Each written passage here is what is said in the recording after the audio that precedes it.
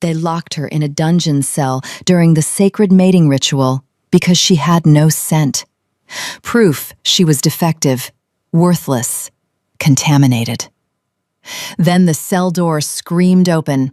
The Alpha King stepped inside. And Cynthia Flores looked up at the most powerful wolf in existence and heard 5 words that shattered everything. "You're not defective. You're mine."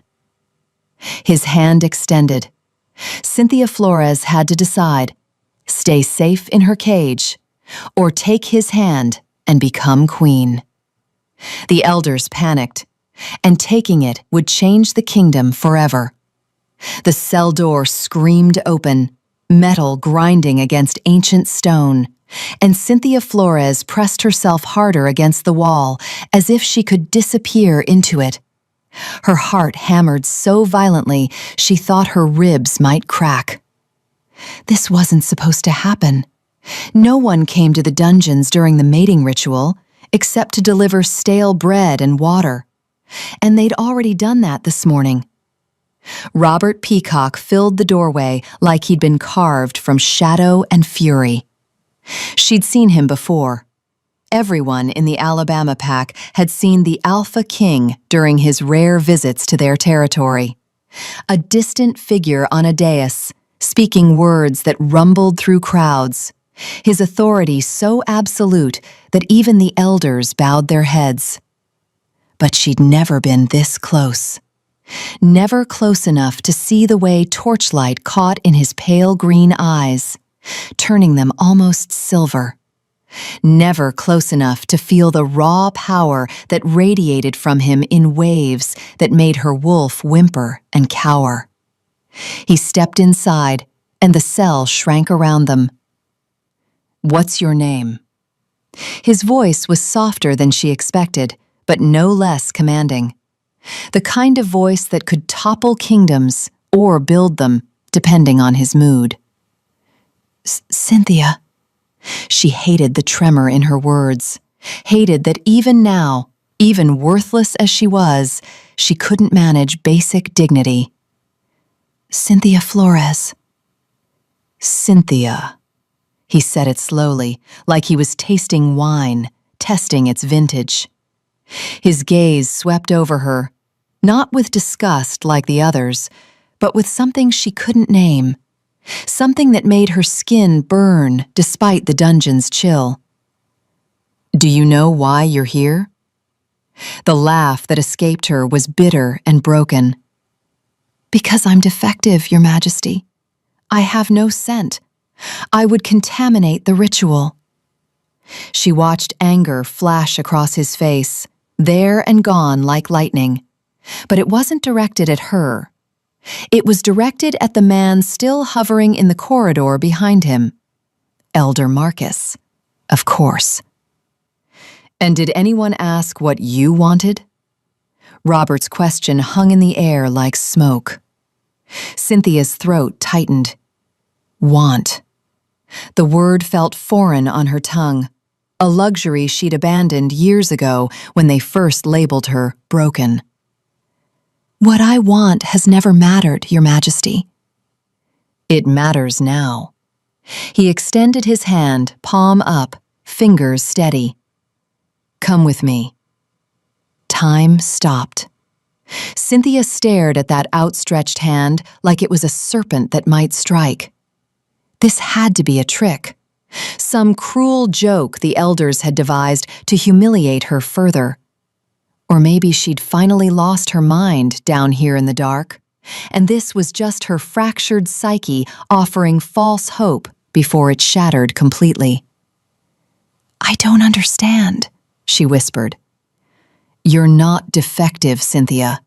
You're rare. There's a difference." His hand didn't waver, didn't retreat. "And you don't belong in a cage." Behind him, Marcus made a strangled sound. "Your Majesty, with all due respect, this Omega is..." "Rare," Robert repeated, his voice dropping to a register that made the torches gutter. He didn't turn around, didn't take his eyes off Cynthia. I won't say it again, Marcus. And if I hear that word from your mouth one more time, I'll remove your tongue and feed it to you." The elder fell silent so quickly, Cynthia heard his teeth click together. Her mind raced, trying to piece together what was happening. The mating ritual was the most sacred event in pack culture.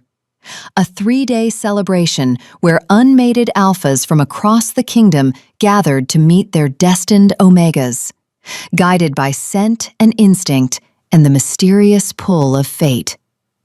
The Alpha King himself attended only the most important rituals, and rumor said he'd been searching for his mate for over a decade. He should be in the Great Hall right now, surrounded by the territory's finest omegas in their ceremonial silks. He should be evaluating bloodlines and alliances, selecting a mate worthy of a king. He shouldn't be here. Understanding crashed over her like ice water, impossible and terrifying. "The ritual," she breathed. "You came to the ritual to find—" Robert's lips curved into something that might have been a smile, though it held more darkness than warmth. "To find you, Cynthia. I've been searching for you for a very long time." The world tilted. No, that couldn't be right. She had no scent, no pheromones, nothing that would draw an alpha, let alone the Alpha King. She was broken, defective, worthless. They'd told her so 1,000 times, until she believed it herself. "That's impossible," she said, but her voice was barely a whisper now. "I'm nothing. I can't be your mate." The word was soft but absolute, a decree that rewrote reality. "You're my mate, Cynthia. I felt it the moment I crossed into Alabama territory. Your absence is what called to me." Her absence. The words didn't make sense. How could nothing call to anyone? How could the lack of scent be more powerful than its presence? "I don't understand," she repeated, because her brain had apparently decided those were the only 3 words she knew anymore. Welcome back to the channel, my dear friends. Before we dive deeper into the story, kindly click subscribe, like this video, and tell me in the comments which country you are watching from. Your support helps me bring you more thrilling stories, and trust me, you won't want to miss them. Now, let's get into the story. Robert took a step closer, then another. The cell was so small that he was within arm's reach now, and Cynthia could smell him. Cedar and smoke, and something wild, something that made her wolf sit up and take notice, despite years of learning to ignore such things. "They told you that you were broken because you don't emit pheromones during mating season," he said. "Did they ever explain why?" She shook her head mutely. "Because you're mine, Cynthia. You were always mine. Your omega nature recognized your true mate years before I could find you, and it sealed itself away, waiting. It's rare, so rare that most packs don't even remember the old stories about it anymore. But I do.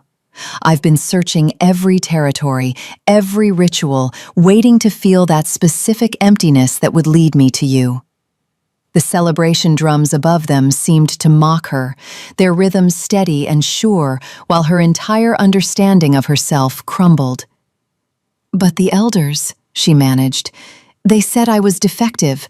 They tested me, They're fools." Robert's voice was gentle now, almost tender, which somehow made it more devastating. "And they imprisoned you during the one event that should have celebrated you. Do you know what the punishment is for caging a king's mate?" Cynthia's eyes widened. "Your Majesty, please, they didn't know." "They didn't ask." His hand was still extended, still waiting, but his gaze had shifted to the corridor where Marcus stood. "They saw something they didn't understand and decided it was broken rather than different. They locked you in a cell and called it protection.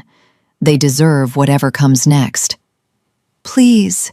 Cynthia didn't know why she was begging for mercy on behalf of the people who'd tormented her, except that she'd lived her whole life trying not to make waves, trying not to be more trouble than she already was. They made a mistake, that's all. Just a mistake. Robert's attention snapped back to her, and something in his expression softened. You're defending them. Even now, after everything they've done, you're trying to protect them. I'm trying to prevent bloodshed, she said, and was surprised by the steadiness in her voice. Isn't that what a good Omega does? He studied her for a long moment, and Cynthia had the uncomfortable feeling he was seeing past all her walls, past all the armor she'd built over years of rejection, straight down to the scared girl who'd never understood why she wasn't enough. A good Omega, he said slowly, knows her own worth. And you, Cynthia Flores, are worth more than this entire pack combined. The words hit her like a physical blow. No one had ever said anything like that to her. No one had ever looked at her the way Robert was looking at her now, like she was precious, valuable, wanted. It was too much. I can't, she whispered, even as her hand began to lift of its own accord, drawn toward his like a compass finding north. I can't be what you need. I've never... You're enough. His voice was firm, brooking no argument. You've always been enough. They just couldn't see it. Her fingers touched his, and the world exploded. Heat rushed through her veins like wildfire, burning away years of cold rejection. Her wolf surged forward with a joy so intense it bordered on pain, recognizing what her human mind still struggled to accept. This was right. This was real. This was everything she'd been told she'd never have. Robert's hand closed around hers, warm and solid and impossibly gentle for someone who could break her without effort. There you are, he murmured, and she didn't know if he was talking to her or her wolf, or both. He pulled her to her feet, steadying her when her legs threatened to give out. The straw that had been her bed for 3 days fell away, and she became suddenly, painfully aware of how she must look. Filthy, hollow-eyed, dressed in the plain brown shift they'd given her because she wasn't worth ceremony clothes. Your Majesty, Marcus tried again from the doorway, his voice high and thin with panic. The ritual. The other Omegas. There are alliances to consider, bloodlines that are irrelevant. Robert didn't release Cynthia's hand as he turned to face the elder. I've found my mate. The ritual is over. Silence crashed down like a guillotine blade. Over? Marcus's face had gone from white to red to purple in the span of seconds. But Your Majesty, you can't just... There are protocols, ceremonies. The council must... The council, Robert said with terrifying calm, will accept my choice or find themselves looking for new positions. I'm not asking for permission, Marcus. I'm informing you of reality. This Omega is my mate. She is your future queen. And when we leave this dungeon, you will show her the respect she deserves. Or I will show you exactly how creative I can be with punishment. Cynthia's head spun. Queen. He'd said queen, like she was someone important instead of the defective girl they'd locked away. What happens now? The question escaped before she could stop it. Robert looked down at her, and for the first time since entering her cell, he smiled. A real smile. Not that dark curve of lips, but something genuine and warm that transformed his entire face. Now, he said, we go upstairs and interrupt the ritual that should never have happened without you. And then, Cynthia Flores, I'm taking you home. What would you do if the person who'd been searching for you your entire life found you in a cage? Drop a comment below. The corridor stretched before them like a throat waiting to swallow her whole. Cynthia's bare feet slapped against cold stone as Robert led her past the cells she'd only heard about, the ones reserved for traitors and rogues, for wolves who'd broken pack law so severely that death would be a mercy. She'd spent 3 days in their company, listening to their moans and curses through the walls, and now she understood the message Elder Marcus had been sending. You're no better than them. Robert's grip on her hand never wavered, even when she stumbled. Behind them, Marcus scurried along like a rat trying to keep pace with a lion, making small, distressed sounds that might have been protests or prayers.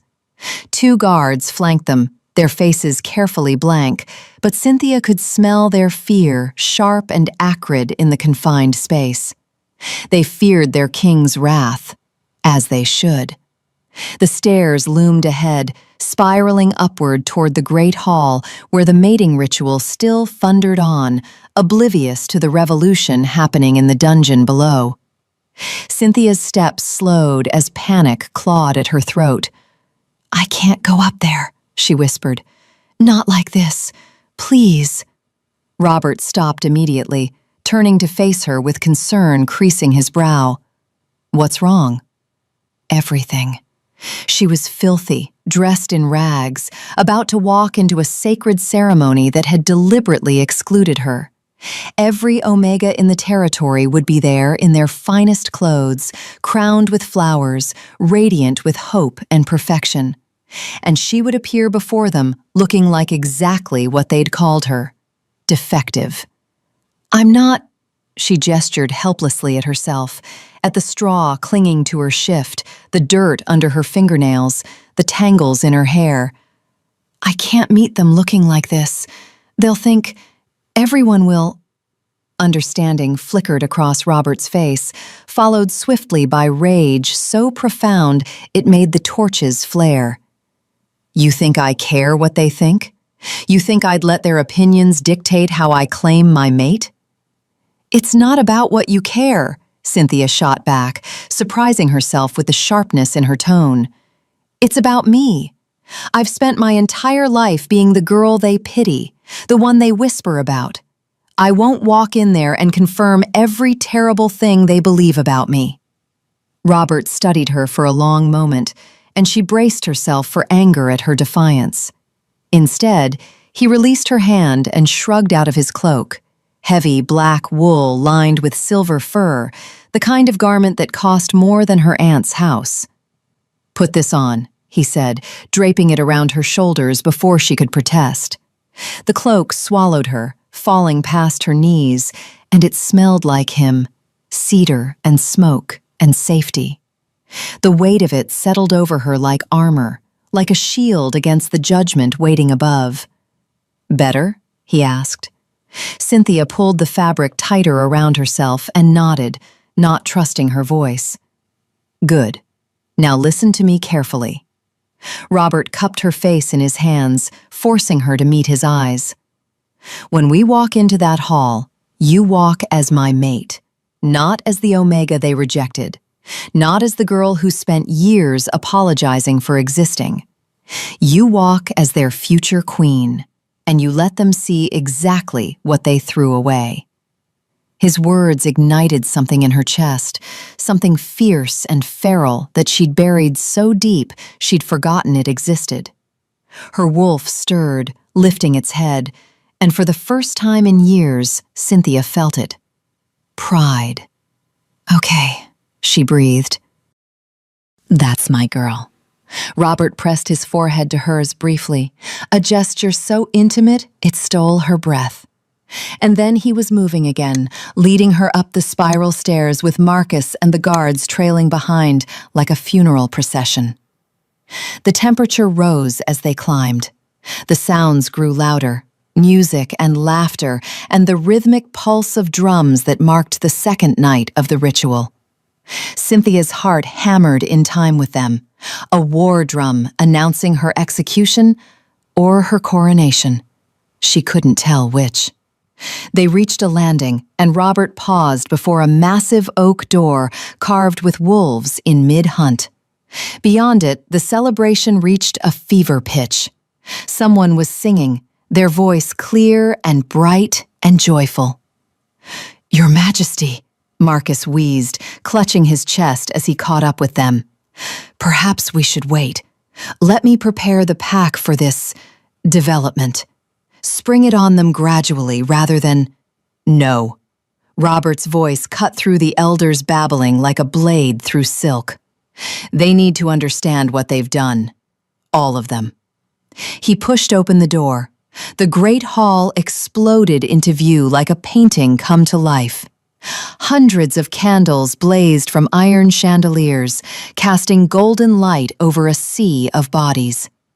Omegas in flowing silk gowns swirled across the dance floor, their hair woven with moonflowers and jasmine, their scents mingling into an intoxicating perfume that should have driven every alpha in the room wild. The alphas themselves, dressed in formal black and silver, the colors of the kingdom, stood in clusters along the walls, watching the dancers with predatory interest. Banquet tables groaned under the weight of roasted meats and honeyed fruits, wine flowing like water into crystal goblets. At the far end of the hall, on a raised dais, sat the territory's leadership: Alpha Harrison, his mate Luna Catherine, and the council of elders who governed the Alabama pack. It was beautiful. Perfect. Everything the mating ritual was supposed to be. And Cynthia, in her borrowed cloak and filthy feet, was about to destroy it. Robert didn't hesitate. He strode into the hall with Cynthia's hand locked in his, and the music died like someone had cut its throat. Silence rippled outward from them in waves. Dancers froze mid-step. Alphas turned, their expressions shifting from curiosity to shock to confusion as they registered what they were seeing. Their king, who'd been conspicuously absent from the festivities, emerging from the dungeon entrance with a girl who shouldn't exist. Cynthia wanted to disappear, wanted to tear her hand free and run back down to her cell where at least the darkness was familiar. But Robert's grip was iron, and his voice, when he spoke, carried to every corner of the hall. "The ritual is over." The announcement landed like a stone in still water, sending ripples of gasps and whispers spreading through the crowd. Alpha Harrison rose from his throne, his face carefully neutral. "Your Majesty, I'm afraid I don't understand. The ritual continues for another full day and night. Many alphas have yet to find their— I said it's over." Robert's tone brooked no argument. "I've found my mate. There's nothing left to celebrate." Every eye in the hall swiveled to Cynthia. She felt their gazes like physical touches, crawling over her skin, cataloging every flaw. Recognition dawned on some faces. The girl from the markets, the one who'd always walked with her head down, the defective Omega. What was she doing here? Why was the Alpha King holding her hand like she was precious instead of worthless? "That's impossible," someone whispered, but in the sudden silence it carried, "She doesn't have a scent." "She doesn't need one." Robert's voice was steel wrapped in silk. "She's mine. Has been since before any of you knew she existed." Luna Catherine stood, her expression unreadable. "Your Majesty, perhaps we should discuss this privately. There are protocols for caging my mate during the one ceremony that should have honored her." Robert's anger filled the hall like poison gas, making several Omegas stumble backward. "For locking her in a cell and calling her defective when she's rarer and more valuable than anyone in this room? Please, Luna Catherine, enlighten me about these protocols." The Luna's face went white. Cynthia's aunt stood near the refreshment table, and their eyes met across the crowd. Aunt Helen's expression cycled through shock, horror, and calculation so quickly it was almost comedic. She started to move forward, probably to claim some familial connection now that Cynthia was suddenly valuable. But Robert's next words froze her in place. "I want to know," he said, his voice dropping to something dark and dangerous. "Who made the decision to imprison her? Who looked at this Omega and decided she was too broken to attend her own mating ritual?" Marcus, who'd been trying to blend into the doorway, made a small sound like a dying animal. "That would be Elder Marcus." "Your Majesty," Alpha Harrison said quietly, too quickly, throwing the old man under the cart to save himself. He felt that, given the Omega's unique situation, it would be better if... Better? Robert turned the word into a weapon. Better for whom? No one answered. The silence was suffocating. Cynthia felt Robert's rage building like a storm about to break, and she knew with certainty, that if she didn't stop him, someone would die tonight. Maybe Marcus, maybe all the elders, maybe anyone who'd ever whispered the word defective in her presence. She squeezed his hand. Robert looked down at her, and some of the fury in his eyes banked at whatever he saw in her face. "Please," she said softly, for his ears only. "Not like this. Not with violence. It won't change anything." "It would make me feel better," he muttered, but his grip on her hand gentled. "Would it? Or would it just make them fear me instead of respect me?" She held his gaze, willing him to understand. "I don't want to be the queen they're afraid of. I want to be the queen they chose to follow." Something shifted in Robert's expression. Surprise, maybe, or respect. He studied her like he was seeing her for the first time, truly seeing her. And whatever he found there made his lips curve into a small, genuine smile. "You're already thinking like a queen," he said. Then he turned back to the assembled pack, and when he spoke again, his voice had lost its sharp edge. Still commanding, still absolute, but no longer threatening immediate death. "The Alabama pack will host us for 3 more days while I complete the mating bond with Cynthia Flores. During that time, you will treat her with the respect due to your future queen. After that, we return to the capital, and she takes her rightful place at my side." He paused, letting the words sink in. "Anyone who has a problem with this arrangement is welcome to challenge me for leadership. I haven't had a good fight in months." The threat hung in the air, and no one was stupid enough to take him up on it. Alpha Harrison bowed deeply. "The Alabama pack is honored to host you, Your Majesty. We will prepare the finest chambers for you and your mate." The hesitation before that last word was slight, but Cynthia caught it. So did Robert. His eyes narrowed, but before he could speak, Cynthia stepped forward. "Thank you, Alpha Harrison," she said, and was proud when her voice didn't shake. "Your hospitality is appreciated." It was the first time she'd ever addressed the Pax Alpha directly, and she saw shock ripple through the crowd. Omegas didn't speak to Alphas without permission, especially not defective ones who should know their place. But she wasn't defective. She was rare. Robert had said so, and standing here in his cloak with his hand in hers, she was starting to believe it. Alpha Harrison's expression flickered. Surprise, maybe annoyance, but he inclined his head. "Of course, my lady." The title felt foreign, wrong, like clothes that didn't fit. But Cynthia lifted her chin and accepted it anyway, because Robert was right. She needed to think like a queen. "The festivities can continue," Robert announced, "for those who haven't found their mates yet. But I'll be retiring with mine." He didn't wait for permission or acknowledgement. He simply turned and guided Cynthia toward the main staircase that led to the guest chambers, leaving a hall full of stunned wolves in their wake. They climbed in silence, Marcus and the guards dismissed with a gesture. The sounds of the ritual starting up again behind them felt distant, unreal, like something from another world. Cynthia's mind spun with everything that had just happened.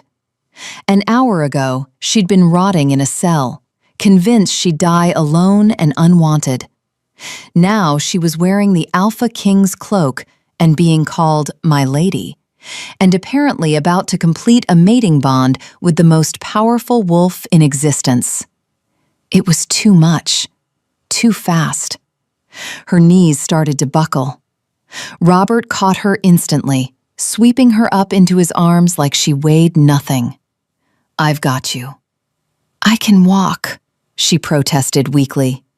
"I know, but I've waited a long time to hold you, and I'm not wasting another second." The tenderness in his voice nearly broke her. He carried her down a corridor lined with portraits of previous pack leaders, their painted eyes following their progress with varying degrees of judgment. At the end of the hall, a servant stood waiting outside a set of double doors, her head bowed respectfully. "The royal suite has been prepared, Your Majesty," the girl said without looking up. "Fresh linens, hot water for bathing, and food has been laid out per your specifications." "Good. You're dismissed." The servant scurried away, and Robert kicked open the doors. The suite beyond was obscenely luxurious, all dark wood and plush carpets, a fireplace roaring against one wall, and a bed large enough to sleep 5 people comfortably. But what caught Cynthia's attention was the massive copper tub steaming near the fire, rose petals floating on its surface. Robert set her down gently, steadying her when she swayed. "I thought you might want to clean up," he said, gesturing to the bath. "Before we talk." Before we talk. Such simple words, but they carried the weight of everything unsaid between them. Cynthia nodded mutely. "I'll give you privacy," Robert continued, moving toward the door. "Take your time. I'll be right outside if you need anything." He was at the threshold when Cynthia's voice stopped him. "Robert?" He turned, and something in his expression softened at hearing his name from her lips. "Why?" she asked. "Why search for me for so long? You could have chosen any Omega in the kingdom. Someone whole, someone—" "You are whole," he interrupted gently. "And I didn't choose you, Cynthia. Fate did. The moment you were born, the universe decided we belong together. I've just been trying to catch up to that truth ever since." He left before she could respond, the door clicking shut behind him. Cynthia stood alone in the magnificent suite, wearing a king's cloak, and for the first time in her life, she let herself cry. Not from sadness, but from the overwhelming relief of finally being found. The water had gone cold by the time Cynthia finally climbed out of the tub. She'd scrubbed her skin until it was raw, watching years of shame swirl down the drain with the dirt and straw. The rose petals clung to her arms like small acts of defiance against everything she'd been told she deserved. When she looked at her reflection in the polished silver mirror above the washing stand, she barely recognized herself. Her hair hung in damp waves past her shoulders, darker when wet, framing a face that was too thin, too pale, but no longer hollow with despair. Her eyes, the same brown that had always seemed unremarkable, held something new, a spark, a question that hadn't existed before. What if they were wrong about me? A silk robe had been laid across the bed, deep emerald green that felt like water against her skin. It fit perfectly, which meant someone had taken her measurements without her knowledge.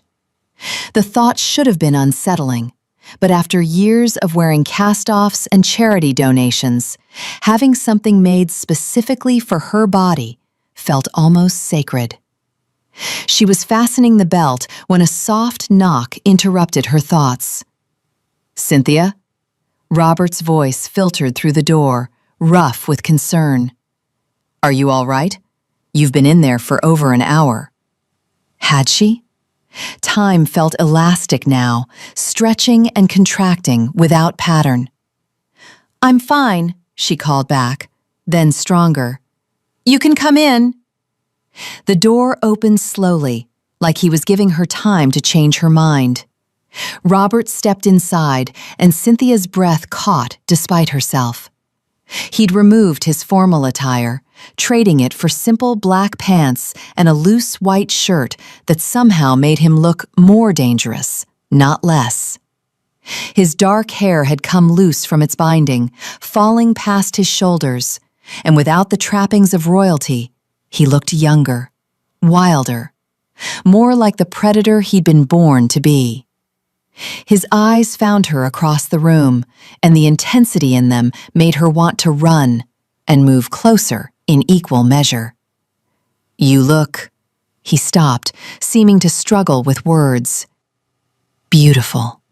You look beautiful." Heat flooded her cheeks. No one had ever called her beautiful. Pretty, maybe, in that careful way people used when they were trying to be kind. But beautiful? That word belonged to other girls, the ones who didn't spend their lives apologizing for existing. "It's the dress," she muttered, looking down at the robe. "It's not the dress." The certainty in his voice made her look up, and she found him watching her with an expression that bordered on reverence, like she was something precious that might shatter if he moved too fast. "I brought food," he said, gesturing to a table she hadn't noticed near the window. It was laden with enough dishes to feed a small army. Roasted chicken, fresh bread, cheese, fruits she didn't recognize. "You must be starving." The mention of food made her stomach clench with sudden, vicious hunger. She'd eaten nothing but stale bread for 3 days, and before that, her aunt's leftovers when there were any. The sight of real food, abundant and offered freely, made her eyes burn with unexpected tears. Robert noticed immediately. "What's wrong?" "Nothing. She swallowed hard.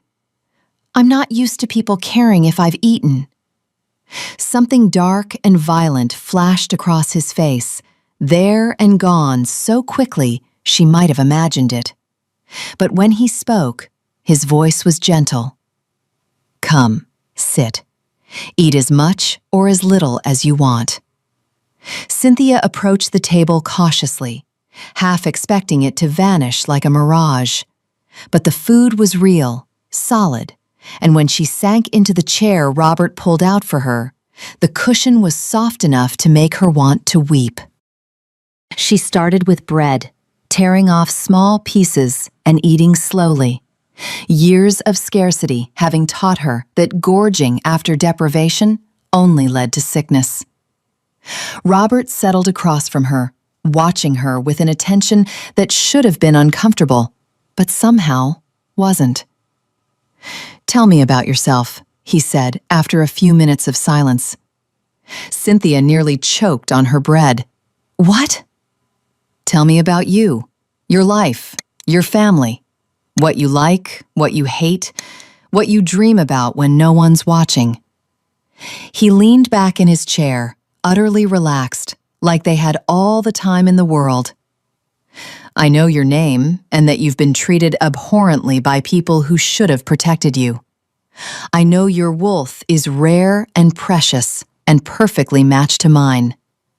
But I don't know you yet. I'd like to remedy that." The request was so unexpected, so genuinely interested, that Cynthia didn't know how to respond. No one had ever asked her about herself before, not with real curiosity. "There's not much to tell," she said finally, reaching for more bread to buy herself time. "My parents died when I was 12. Border skirmish with a rival pack. My aunt took me in because she had to, not because she wanted to.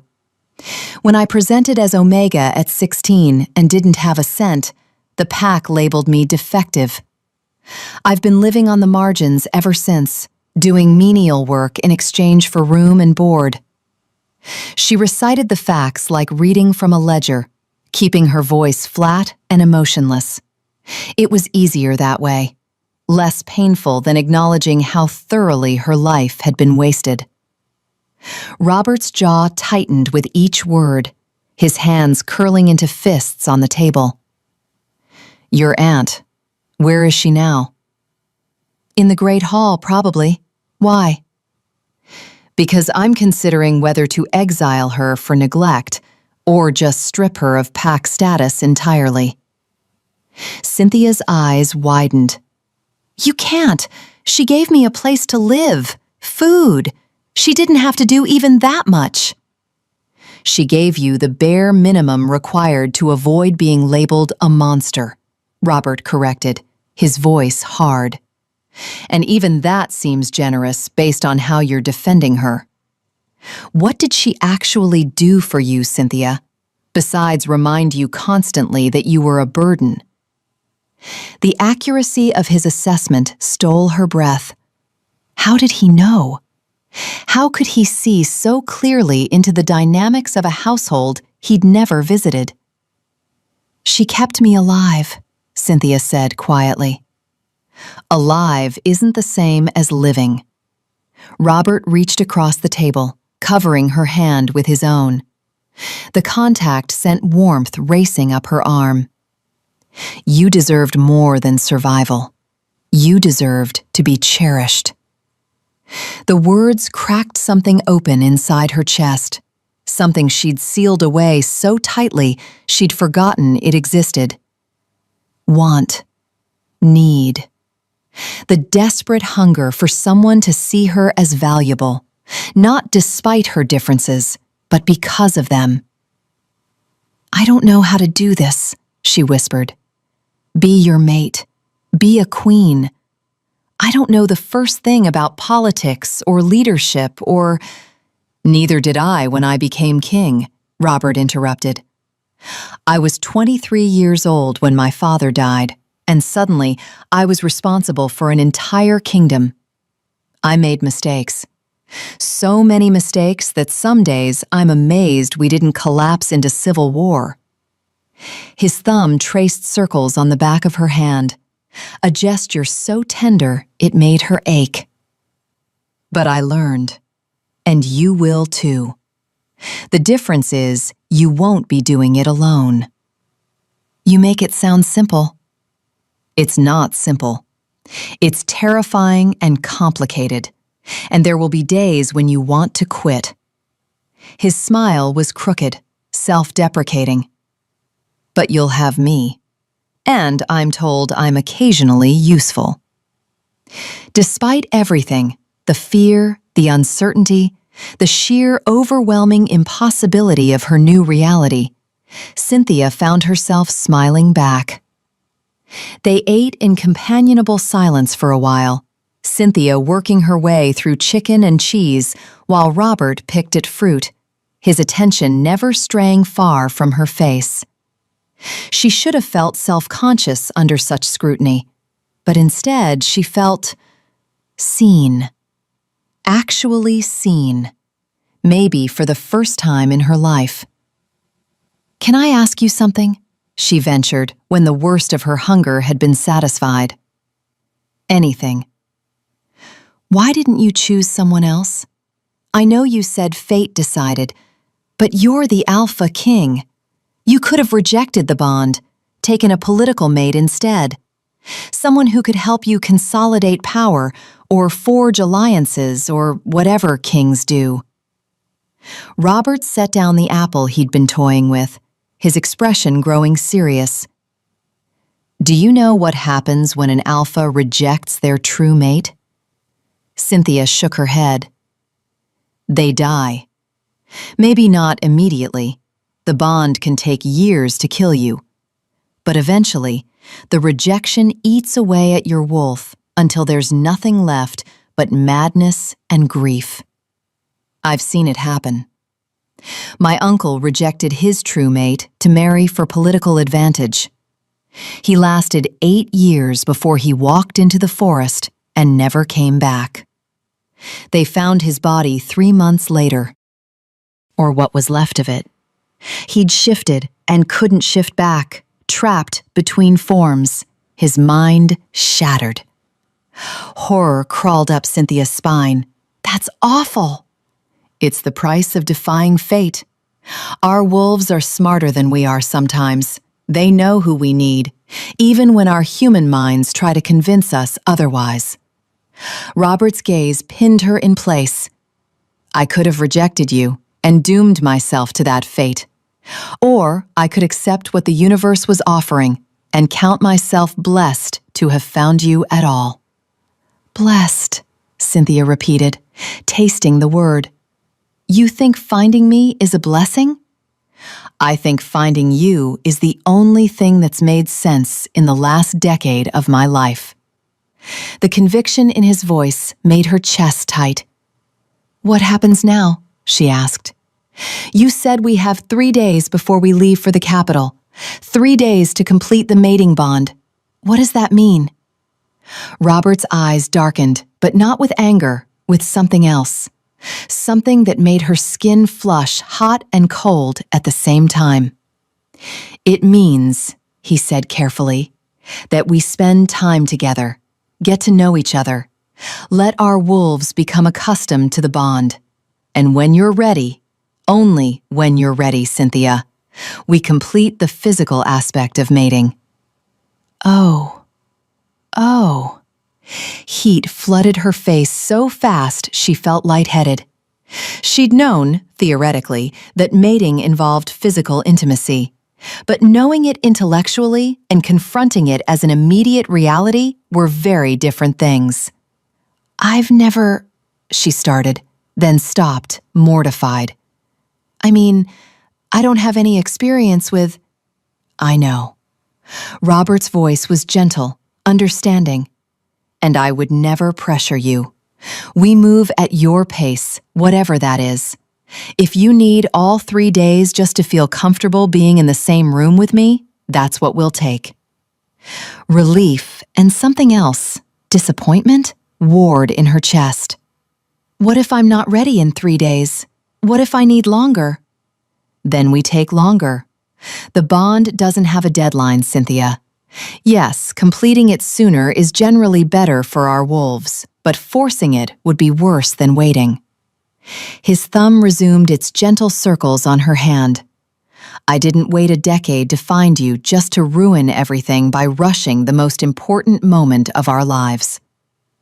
The tenderness in his words made her want to cry again, but she swallowed the tears down. She'd done enough crying for one night. Thank you, she whispered. For what? For being patient. For not treating me like I'm broken. For... She gestured helplessly at the room, the food, everything. For seeing me. Robert stood, moving around the table with that predatory grace that made her wolf sit up and take notice. He crouched beside her chair, bringing himself to her eye level, and cupped her face in his hands. Cynthia Flores, he said, his voice low and fierce. You are the least broken person I've ever met. You survived years of being told you were worthless and still managed to maintain your compassion, your dignity, your ability to see good in people who didn't deserve it. That's not weakness. That's strength I can't even comprehend. She leaned into his touch without thinking, craving the warmth and solidity of him. I don't feel strong. You defended the people who caged you. You stood in front of an entire pack and held your head high despite being terrified. You're sitting here now, trying to figure out how to be a queen instead of running away. His smile was soft, proud. That's strength, love. That's courage. Love. The endearment slipped out so naturally, like he'd been calling her that for years instead of hours. Will you stay? The question escaped before she could stop it. Tonight, I mean, not for anything, just, I don't want to be alone. Something in Robert's expression cracked open, revealing raw emotion underneath. I'll stay as long as you want me. He rose, scooping her out of the chair and carrying her to the massive bed. Cynthia should have protested. She could walk, she wasn't an invalid. But the feeling of being held, of being cared for, was too precious to give up. Robert settled her against the pillows and stretched out beside her, careful to maintain space between them. But when Cynthia reached out tentatively, threading her fingers through his, he squeezed back immediately. Tell me about the Capitol, she said, needing to fill the silence with something other than her racing heartbeat. What's it like? And Robert did. He painted pictures with words, of mountains that touched the sky, of a castle carved from white stone that glowed in the moonlight, of gardens that bloomed year-round, and a library that held every book ever written in their kingdom. He told her about his advisors, some wise and some insufferable, about the politics that consumed his days and the loneliness that haunted his nights. I have power, he said quietly, staring at the ceiling. I can command armies, pass laws, reshape the kingdom with a word. But I've been alone in ways that have nothing to do with being physically isolated. Surrounded by people who want things from me, but don't see me as a person, just a position. I see you, Cynthia whispered. Robert turned his head to look at her, and the vulnerability in his eyes nearly broke her heart. I know. That's why I searched so long, why I'll never let you go. They talked until the candles burned low and Cynthia's eyes grew heavy. The last thing she remembered before sleep claimed her was Robert's thumb still tracing patterns on her hand, a silent promise that he'd be there when she woke. For the first time in years, Cynthia Flores fell asleep, feeling safe. Sunlight burned through Cynthia's eyelids, dragging her from dreams she couldn't quite remember. Something about running through forests with a wolf beside her, both of them free and unafraid. She blinked awake slowly, disoriented by the softness beneath her, the warmth surrounding her, the unfamiliar scent of cedar and smoke that filled her lungs with every breath.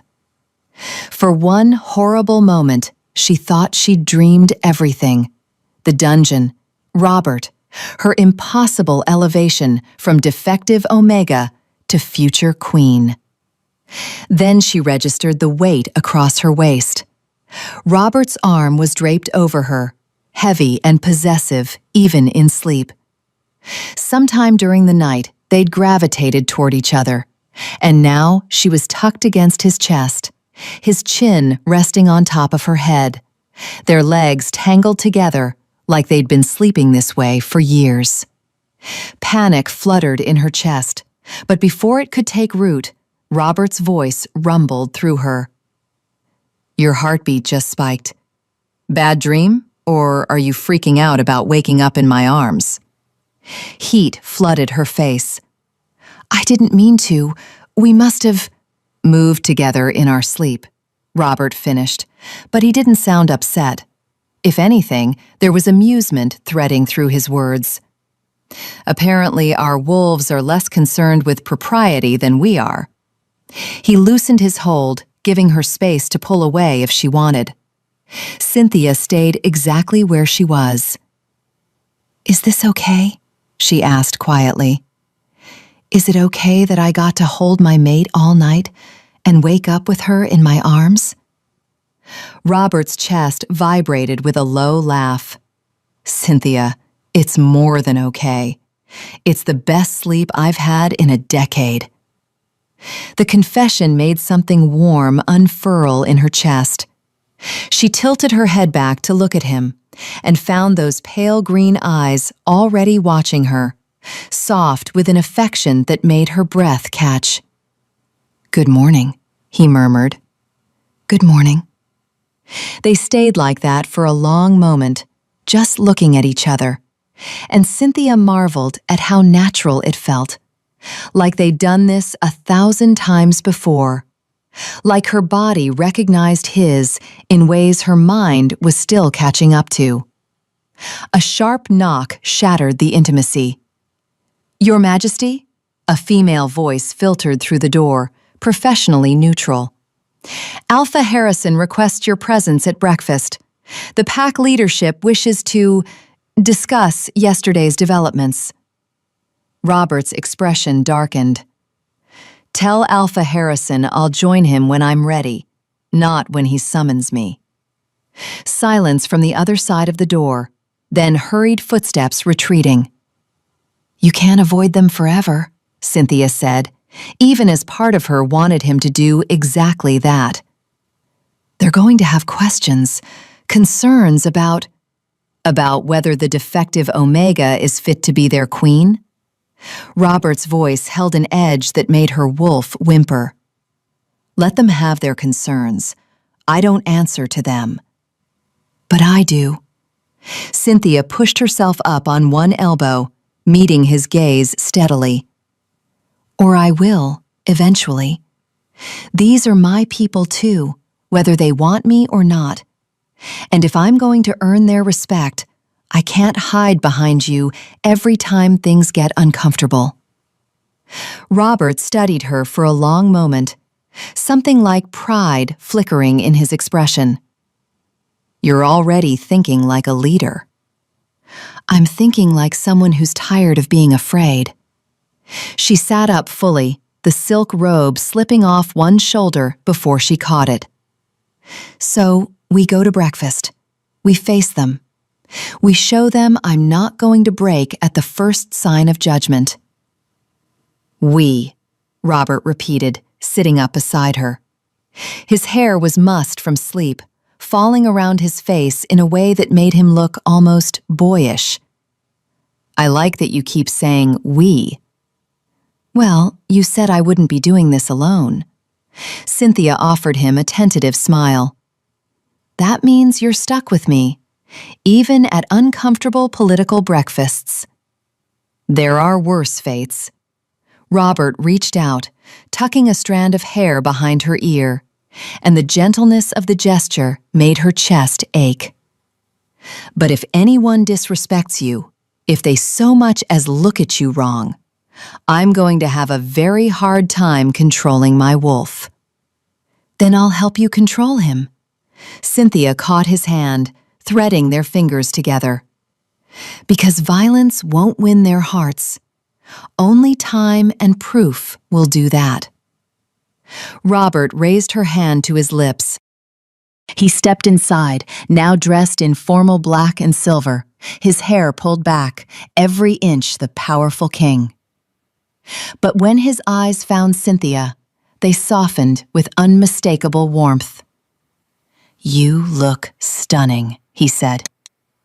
"I look like I'm playing dress-up," Cynthia corrected, smoothing down the gown's skirts nervously.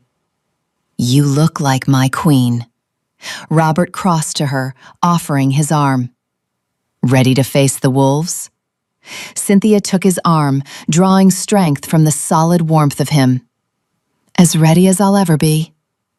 They descended to the dining hall together, Isabel trailing a respectful distance behind.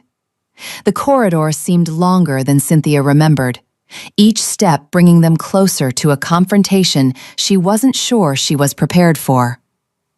The dining hall doors loomed ahead, ornate wood carved with the Alabama Pack's emblem, a howling wolf beneath a crescent moon. Voices filtered through, muffled but animated. They were arguing about something. About her, most likely. Robert paused just outside the doors, turning to face her. Last chance to back out. We can take breakfast in our room. Tell them all to go to hell. Tempting. So tempting. But Cynthia shook her head. No, we do this. Together. Pride flickered in Robert's eyes. Together, he echoed. He pushed open the doors. The dining hall fell silent so abruptly it was almost comical. 20 faces turned toward them, expressions ranging from shock to disapproval to carefully neutral interest. Alpha Harrison sat at the head of the table, his mate Luna Catherine beside him. The Council of Elders occupied the seats of honor, with Elder Marcus conspicuously absent. Various pack members, high-ranking warriors, advisors, family members, filled the remaining chairs. They'd all been talking about her. The conversation died on their lips, but Cynthia could still feel the weight of their judgment pressing down like a physical force. Your Majesty, Alpha Harrison stood, inclining his head. Lady Cynthia, please, join us. 2 seats had been left empty at Harrison's right hand, a position of honor that would place them directly in the center of attention. Of course. Robert guided Cynthia to her chair, pulling it out for her with a courtliness that made several pack members exchange glances. He took his own seat only after she was settled, a subtle message about where his priorities lay. Servants appeared with food, eggs, bacon, fresh pastries, fruit, coffee that smelled like heaven. Cynthia's stomach growled despite her nerves, remembering that she'd barely eaten last night despite Robert's encouragement. We were just discussing the developments from last night, Luna Catherine said, her tone carefully pleasant. The pack is quite curious about the nature of your bond with our future queen. He stepped inside, now dressed in formal black and silver, his hair pulled back, every inch the powerful king. But when his eyes found Cynthia, they softened with unmistakable warmth. You look stunning, he said. I look like I'm playing dress-up, Cynthia corrected, smoothing down the gown's skirts nervously. You look like my queen. Robert crossed to her, offering his arm. Ready to face the wolves? Cynthia took his arm, drawing strength from the solid warmth of him. As ready as I'll ever be. They descended to the dining hall together, Isabel trailing a respectful distance behind. The corridor seemed longer than Cynthia remembered, each step bringing them closer to a confrontation she wasn't sure she was prepared for. The dining hall doors loomed ahead, ornate wood carved with the Alabama Pack's emblem, a howling wolf beneath a crescent moon. Voices filtered through, muffled but animated. They were arguing about something. About her, most likely. Robert paused just outside the doors, turning to face her. Last chance to back out. We can take breakfast in our room. Tell them all to go to hell. Tempting. So tempting. But Cynthia shook her head. No, we do this. Together. Pride flickered in Robert's eyes. Together, he echoed. He pushed open the doors. The dining hall fell silent so abruptly it was almost comical. 20 faces turned toward them, expressions ranging from shock to disapproval to carefully neutral interest. Alpha Harrison sat at the head of the table, his mate Luna Catherine beside him. The Council of Elders occupied the seats of honor, with Elder Marcus conspicuously absent. Various pack members, high-ranking warriors, advisors, family members, filled the remaining chairs. They'd all been talking about her. The conversation died on their lips, but Cynthia could still feel the weight of their judgment pressing down like a physical force. Your Majesty, Alpha Harrison stood, inclining his head. Lady Cynthia, Please, join us." 2 seats had been left empty at Harrison's right hand, a position of honor that would place them directly in the center of attention. Of course. Robert guided Cynthia to her chair, pulling it out for her with a courtliness that made several pack members exchange glances. He took his own seat only after she was. The next 2 days passed in a blur of impossible moments that felt like someone else's life. Cynthia attended pack meetings where alphas twice her age actually listened when she spoke. She walked through the Alabama territory with Robert at her side, watching pack members who'd once ignored her now bow their heads in respect. Some genuine, some forced, but all acknowledging the shift in her status. She dined with Luna Catherine, who proved surprisingly helpful in explaining the intricate politics of pack alliances and royal court dynamics. And every night she fell asleep in Robert's arms, their wolves growing closer even as they maintained the physical boundaries Cynthia needed. But now it was the final night before they departed for the capital, and the weight of what remained unfinished pressed down on her like a stone. "You're thinking too loudly," Robert said from where he sat by the window, reading through reports that had arrived from the capital. "I can practically hear your thoughts from here." Cynthia looked up from the book she'd been pretending to read, a history of the kingdom that Luna Catherine had insisted she start studying. "Sorry." "Don't apologize. Just tell me what's bothering you." She set the book aside, drawing her knees up to her chest. They'd fallen into an easy intimacy over the past days, comfortable enough now that she wore only a nightgown and he'd shed his formal attire for simple sleep clothes. The suite felt less like a cage and more like a sanctuary. "The mating bond," she said finally. "We haven't completed it." Robert set down his reports, giving her his full attention. "No, we haven't. Does that worry you?" "Doesn't it worry you?" Cynthia countered. "You said our wolves would be uncomfortable if we waited too long, that the bond needs to be finalized." "Our wolves are remarkably patient when it comes to you." Robert rose, crossing to the bed where she sat, but he didn't crowd her, just settled on the edge, close enough to touch, but giving her space.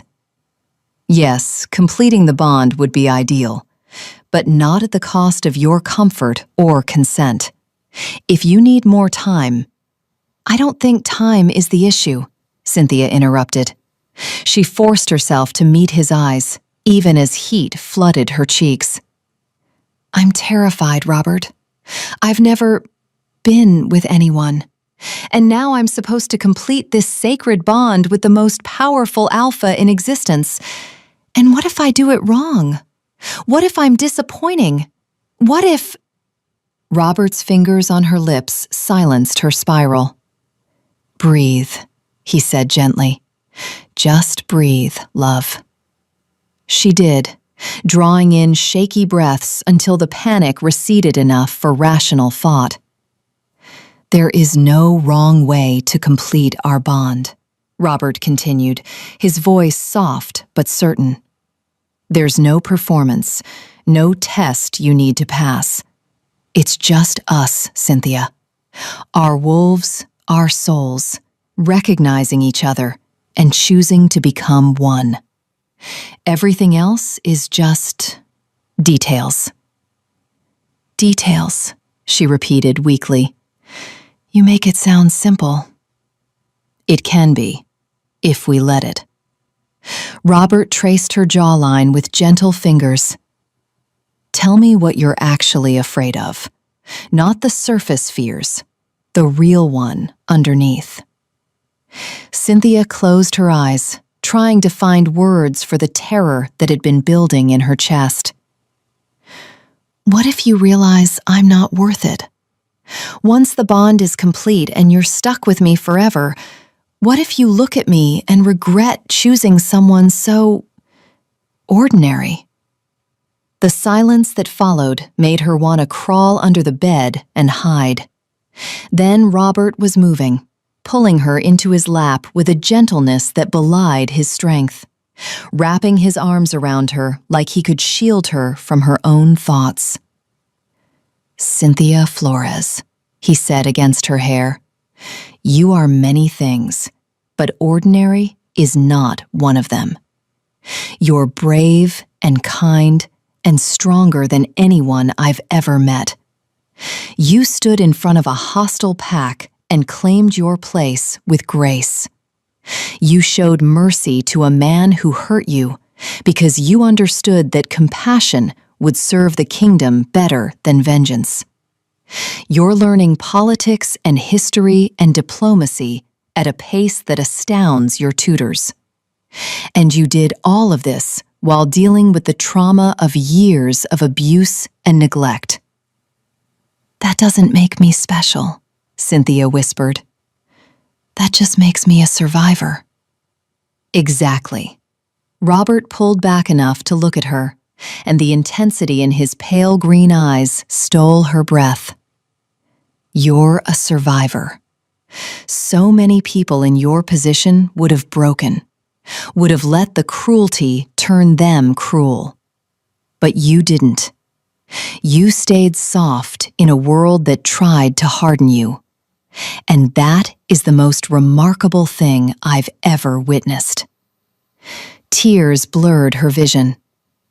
"You're just saying that because it's true. Because you need to hear it. Because apparently no one's ever told you that your heart is the most valuable thing about you, not your scent or your status or your ability to produce heirs." Robert wiped away her tears with his thumbs. "I don't want to complete the mating bond with you because I'm desperate, or because it's expected, or because our wolves demand it. I want to complete it because you're mine, Cynthia. Mine in every way that matters. And I want to be yours." The words cracked something open inside her, something that had been sealed tight since the first time someone called her defective. "I want that too," she admitted. "I'm just scared I won't know how to—" "Then let me show you." Robert's voice dropped to something low and rough that made her skin flush hot. "Let me teach you what it means to be cherished. Let me prove that you're worth every second I spent searching for you." Cynthia's heart hammered against her ribs. "Now?" "Only if you want to.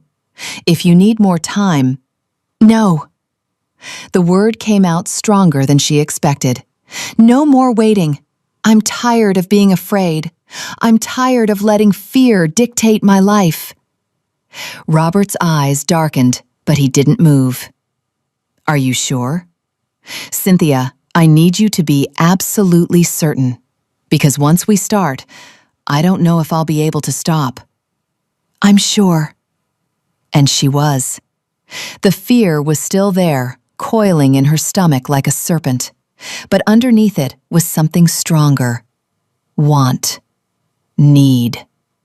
The bone-deep certainty that this was right, that Robert was hers and she was his, and it was time to stop fighting it. Robert kissed her then, and it was different from their previous kisses. This one held heat, promise, a barely leashed hunger that made her wolf surge forward with eager recognition. Cynthia kissed him back, pouring 3 days of growing affection and trust and desperate longing into the contact. His hands tangled in her hair, angling her head to deepen the kiss, and she made a sound she didn't recognize, something between a whimper and a moan. Robert groaned in response, the sound vibrating through both of them. "Tell me if you want me to stop," he murmured against her lips. "Any time, for any reason. Promise me." "I promise." What followed was a revelation. Robert was patient in ways that shattered her preconceptions about alpha nature. He mapped her body with reverent touches, learning what made her gasp, what made her arch into him, what made her forget to be afraid. He whispered praise against her skin, beautiful, perfect, mine, until she started to believe it. And when they finally came together, when the mating bond snapped into place like a key turning in a lock, Cynthia understood for the first time what it meant to be whole. The bond was a living thing, bright and fierce and absolutely unbreakable. She could feel Robert's emotions as clearly as her own, his overwhelming love, his fierce protectiveness, his relief at finally completing what fate had started years ago. And through their connection, she felt his wolf recognize hers. Two halves of the same soul reuniting after too long apart. When Robert's teeth found the mating mark on her neck, that sensitive spot where shoulder met throat, the bite sent pleasure-pain cascading through her entire body. She cried out, clutching him desperately, feeling her own wolf rise up to return the mark. The moment her teeth broke his skin, the world exploded. Power rushed through her in waves, his power, offered freely, binding them together in ways that went beyond physical. She could feel his heartbeat as if it were her own, could sense his presence like a constant warmth at the back of her mind, could taste his emotions, his thoughts, his absolute unwavering certainty that she was everything he'd ever wanted. And beneath it all, she felt her own wolf settle with a satisfaction that bordered on smug. Finally, it seemed to say, finally, you understand. They collapsed together afterward, tangled in silk sheets and each other, both breathing hard, both overwhelmed by the intensity of what they'd just shared. Holy hell, Robert managed eventually, his voice rough. That was intense, Cynthia finished, still trying to catch her breath. Is it always like that? I have no idea. I've never completed a mating bond before. Robert pulled her closer, pressing a kiss to her forehead. But I'm guessing no. I'm guessing what we just experienced was because we're true mates, not just chosen ones. Cynthia traced the mating mark on his neck, already healing, but it would scar, a permanent reminder of their bond. I can feel you. In my head. Is that normal? Very normal. The bond connects us mentally and emotionally as well as physically. You'll always be able to sense where I am, how I'm feeling, whether I'm in danger. Robert's hand found her own mating mark, his touch gentle on the tender skin. And I'll always be able to find you, no matter where you are. We're bound now, Cynthia. Forever. Forever. The word should have been terrifying. Instead, it felt like a promise. No regrets? She asked quietly. Robert laughed, the sound rich and warm. Cynthia, I just completed a mating bond with the most incredible woman I've ever met. The only regret I have is that it took me a decade to find you. I'm glad you did. Find me, I mean. Cynthia snuggled closer, marveling at how natural it felt to be naked in his arms, to be completely vulnerable and feel completely safe, even if the circumstances were less than ideal. We'll make sure circumstances improve for others. Robert's voice took on a serious note. When we get to the capital, one of our first initiatives will be reforming how packs treat omegas who don't fit traditional molds. No more imprisonments. No more casting out anyone who's different. Cynthia lifted her head to look at him. You'd do that? Change kingdom law because of what happened to me? I'd do that because it's right. Because you're proof that the old ways of thinking are not just cruel, they're stupid. They had a treasure in their midst and treated her like trash. Robert's expression hardened. That ends, starting with us. The conviction in his voice made her chest tight with emotion. Thank you. Don't thank me for basic decency. Robert kissed her again, softer this time, sweet rather than heated. Thank me when we've actually made a difference. They lay together in comfortable silence for a while, the mating bond humming between them like a contented cat. Cynthia could feel Robert's wolf pressed against hers in ways that had nothing to do with physical proximity, a constant reminder that she was no longer alone. What happens tomorrow? She asked eventually. When we leave for the capital. Tomorrow, we start our life together. Robert's hand traced lazy patterns on her back. It won't be easy. The court has its own politics, its own prejudices.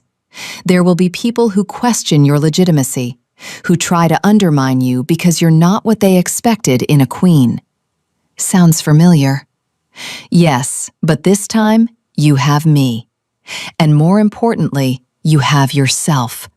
The woman who faced down the Alabama pack with grace and strength. Robert's fingers stilled on her spine.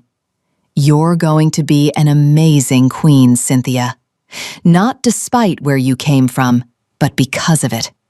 You understand what it's like to be powerless, which will make you better at wielding power than anyone born into it. I hope you're right. I am. But you don't have to take my word for it. Robert's smile was visible in his voice. You'll prove it to yourself soon enough. A thought occurred to Cynthia, making her tense slightly. My aunt, what will happen to her? What do you want to happen to her? Cynthia considered the question carefully.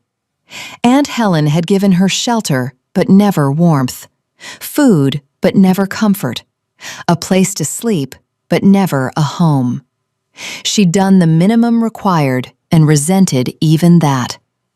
But she'd also been the only family Cynthia had left after her parents died. I want her to be comfortable, Cynthia said finally. Not rewarded, but not punished either. Maybe a stipend, enough to live on, but no position of influence or honor. She doesn't deserve to benefit from her connection to me, but she also doesn't deserve to suffer. Done. Robert pressed a kiss to her hair. See? Already thinking like a queen, balancing justice with mercy. Or I'm just too soft-hearted for my own good. There's nothing soft-hearted about strategic mercy. You're ensuring that people see you as fair, which will serve you well in the long run. Robert shifted, pulling the blankets over them both. Now sleep. We have a long journey tomorrow, and I want you rested. Cynthia settled against his chest, listening to his heartbeat through the mating bond and through her ear pressed against his skin. The dual sensation was soothing, grounding her in the reality of what they'd just completed. She was mated, bonded, claimed and claiming in equal measure. And tomorrow, she would leave the Alabama territory behind and step into her new role as future queen of the entire kingdom. The thought should have terrified her, but wrapped in Robert's arms, connected to him in ways that went beyond words or logic, Cynthia felt something unexpected.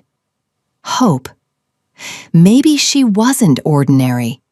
Maybe she wasn't defective or broken or worthless. Maybe she was exactly what she needed to be. The Defect Omega who became a queen.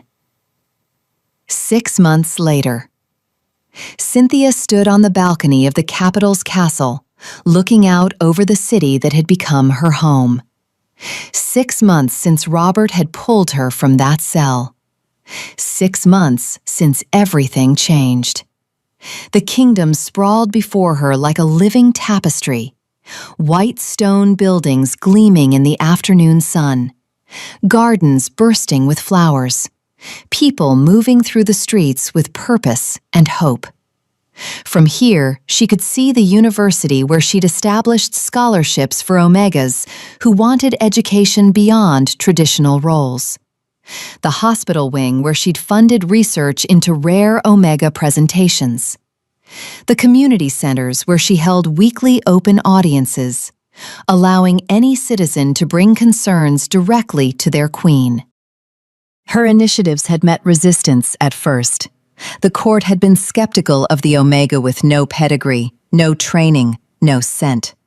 They'd questioned every decision, challenged every proposal, waited for her to fail.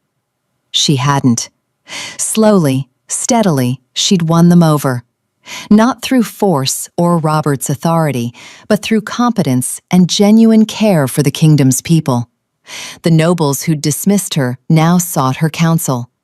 The advisors who doubted her now defended her ideas. And the people loved her. News had spread about the defective Omega who'd become queen, about Robert's unwavering support of his mate, about Cynthia's reforms that gave voice to the voiceless and protection to the vulnerable. Common wolves saw her as one of them, someone who understood their struggles because she'd lived them. There you are. Robert's voice made her turn, and even after 6 months, the sight of him still made her breath catch. He crossed the balcony with that predatory grace she'd never quite gotten used to, pulling her into his arms with easy affection. "How was the council meeting?" she asked, settling against his chest. "Tedious. They argued for an hour about tariff rates before agreeing to exactly what I suggested in the first place." Robert pressed a kiss to the top of her head. "How was your meeting with the education committee?" "Productive. We've approved funding for 3 more schools in rural territories, and the scholarship program is expanding. We had over 200 applications this quarter." 200? Robert sounded impressed. "That's incredible, love." "It's necessary. Too many talented Omegas are denied education because of outdated prejudices." Cynthia turned in his arms, looking up at him. "We're changing that." "You're changing that," Robert corrected. "These are your initiatives, your vision. I'm just the muscle backing you up." Cynthia laughed. "You're more than that." "Am I?" His eyes gleamed with mischief. "Prove it." She kissed him, pouring 6 months of love and gratitude and fierce joy into the contact. The mating bond sang between them, as strong now as it had been that first night. And Cynthia felt Robert's wolf purr with contentment against hers. When they broke apart, both slightly breathless, Robert rested his forehead against hers. "I have news," he said. "Good news or bad news?" "Depends on your perspective." Robert's hand slid to her stomach, palm flat against the silk of her gown. "The healer confirmed it this morning while you were in your meeting. You're pregnant, Cynthia, about 6 weeks along." The world stopped. Pregnant. She was pregnant. All the fears came rushing back. What if she couldn't carry to term? What if her uniqueness caused complications? What if the nobles used this to question the legitimacy of their heir?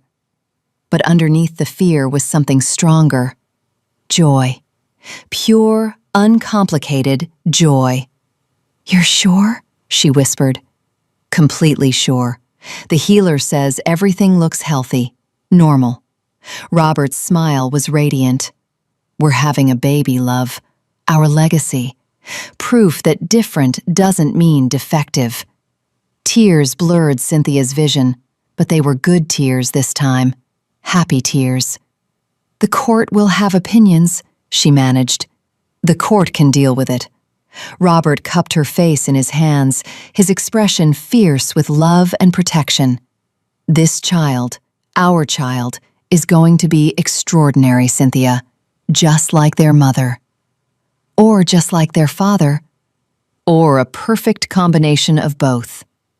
Robert kissed her again, gentle and reverent.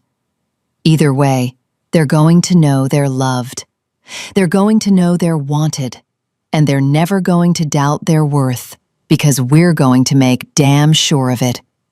Cynthia thought about the girl she'd been 6 months ago, hollow-eyed and hopeless in a dungeon cell, convinced she was broken beyond repair. She thought about all the moments since then, the challenges overcome, the fears conquered, the impossible becoming reality. And she thought about the future, teaching their child about strength and compassion, about being different and being extraordinary, about how sometimes the things that make us unique are the things that make us invaluable. "We're going to be amazing parents," she said with absolute certainty. "We really are." Robert pulled her close again, and they stood together on the balcony, looking out over their kingdom, planning their future. The Defect Omega who became a queen. The Alpha King who never stopped searching. And the child who would prove, once and for all, that rare was not the same as broken. It was just another word for irreplaceable. Epilogue. 20 years later, historians would write about the reign of Queen Cynthia Flores and King Robert Peacock, how they revolutionized Omega rights across the kingdom, how they reformed education and healthcare, how they built a society where difference was celebrated rather than condemned. They would write about their 3 children, 2 sons and a daughter, each unique, each powerful, each carrying their parents' legacy of compassion and strength. But they would start every account the same way. It began in a dungeon during a sacred ritual when the most powerful alpha in the kingdom found his mate locked away like garbage. And instead of accepting the injustice, they transformed it into revolution. They called her defective. She proved them all wrong, and the kingdom was better for it. The end. What part of Cynthia's transformation from prisoner to queen inspired you most? Share your thoughts in the comments below, because sometimes the most powerful stories are the ones that remind us our differences make us irreplaceable, not inadequate. Cynthia went from a prison cell to a throne, proof that your worth isn't determined by others' opinions. If her story moved you, subscribe to see more tales of underdogs who became unstoppable. Like this video if you believe being different makes you rare, not defective. Drop a comment telling me, would you have taken the Alpha King's hand? And tap the video on your screen for another werewolf fantasy where fate defies expectations.